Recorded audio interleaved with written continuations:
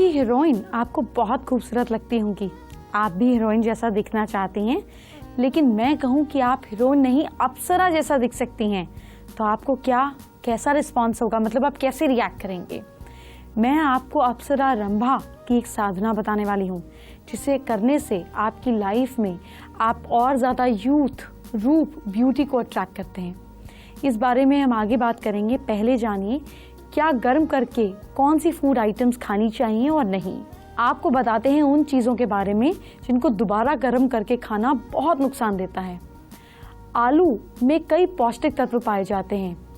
एक ऐसी खाने की चीज़ है जिसको खाने के आप चुस्त दुरुस्त महसूस करते हैं, लेकिन आलू सारे पौष्टिक तत्व खत्म हो जाते हैं अगर उसे बार बार पकाया जाए या उसे ज़्यादा पकाया जाए।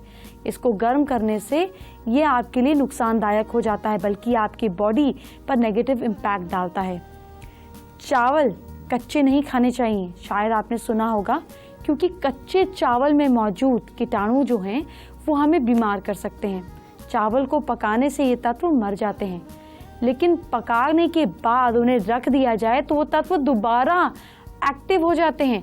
इसलिए इन्हें दोबारा गर्म करके खाया जाए तो कीटाणु कभी भी नहीं मरते और हमें बीमार करने के लिए काफ़ी हैं। शायद आपने सुना भी होगा कि मशरूम जो है वो गर्म कर खाने वाली चीज़ नहीं है। ये तो जैसे थोड़ा पक जाए बस उसे फटाफट खा लेना चाहिए। अब अच्छे से पकाने के बाद थोड़ी देर रखें और फिर से इसे गर्म किया जाए तो इसके अंदर अनहेल्दी चीज़ें जो हैं वो आ सकती हैं और आप पर नेगेटिव इम्पैक्ट कर सकती हैं। मैंने कई लोगों से ये तक सुना है कि पालक तो पकाने से कुछ घंटों बाद दोबारा गर्म कर खाने पर ज़्यादा स्वाद लगती है। इसे दोबारा गर्म कर खाने का मज़ा ही अलग है। अगर आप भी उन्हीं लोगों में से एक हैं तो अपनी इस आदत को बदलें, बल्कि इसको ख़त्म करें, क्योंकि पालक में नाइट्रेट नामक तत्व पाया जाता है जो पकाने से कुछ घंटे बाद भी नाइट्रेट में बदल जाता है। तो ऐसे में अगर आप इसे दोबारा गर्म कर खाते हैं तो ये एसिडिक बन जाता है, जो आपके खाने के लायक भी नहीं छोड़ता। पालक की तरह शलगम भी लोग दिनों दिन रख देते हैं और बार बार गर्म करके खाते हैं। ये भी बड़ा अलग शौक है, लेकिन पालक की तरह इसमें भी नाइट्रेट तत्व पाया जाता है। ये नाइट्रेट कुछ घंटे बाद नाइट्राइट में बदल जाता है, जो कि बॉडी के लिए बहुत नुकसान है। इसलिए तुरंत पकाएं और तुरंत खाएं। आपको खूबसूरत लगने के लिए जो साधना करनी है वो बताने ही वाली हूँ, लेकिन अभी आपके लिप्स भी तो सुंदर बनाने हैं। इसलिए जब भी आप लिपस्टिक लाएं या खरीदने जाएं तो कैसे मैं आपको कुछ खास टिप्स देनी है जो आपको और बेटर परचेजर बनाएंगी, ये बताऊंगी। पर पहले हम बात करते हैं अप्सरा दिखने के लिए आपको क्या करना है। अप्सरा का एक मंत्र जो आपको देगा रंग, रूप और यूथ, जो आपके अंदर हमेशा पॉजिटिव ऊर्जा को बनाए रखेगा, आपका ऑरा मैग्नेटिक बना देगा।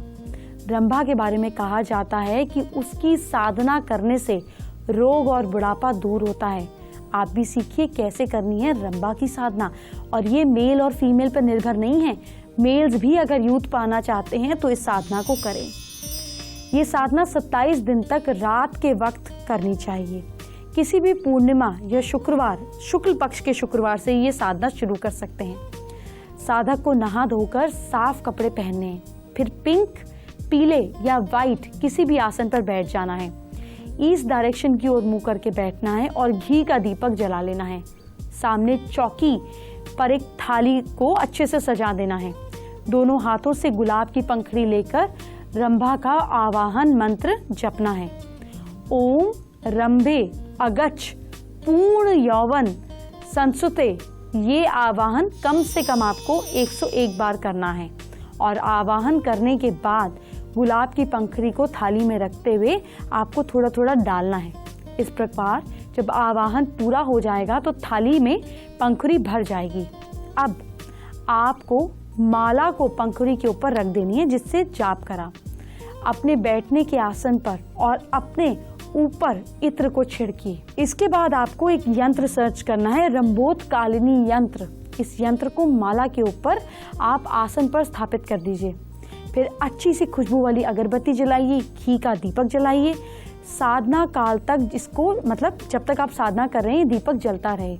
ये करने से आपकी सुंदरता बढ़ेगी, आपका यूथ वापस से रिएक्टिवेट होगा। ये मंत्र और ये साधना आप ही के अंदर आपके डीएनए को चेंज करेगी। शो खत्म होने से पहले जानते हैं तीसरा महा उपाय। बच्चों का पढ़ाई में मन नहीं लगता है, बार बार फेल हो जाते हैं, तो ये सरल सा टोटका कीजिए। शुक्ल पक्ष के पहले थर्सडे को सूर्यास्त के ठीक आधा घंटा पहले, सनसेट से आधा घंटा पहले, बड़ के पत्ते पर 5 अलग अलग तरीके की मिठाइयाँ रखें और 2 छोटी इलायचियाँ पीपल के पेड़ के नीचे आपको श्रद्धा भाव से रख देनी है और शिक्षा के लिए बच्चों का इंटरेस्ट आए ये प्रार्थना करनी है। पीछे मुड़ के नहीं देखना है, सीधा अपने घर आ जाना है। इस तरह बिना ये सिस्टम टूटे 3 थर्सडेज आपको ये लगातार करना है। ये उपाय माता पिता अपने बच्चे के लिए पूरी तरह से कर सकते हैं और इसका रिजल्ट कमाल का होता है।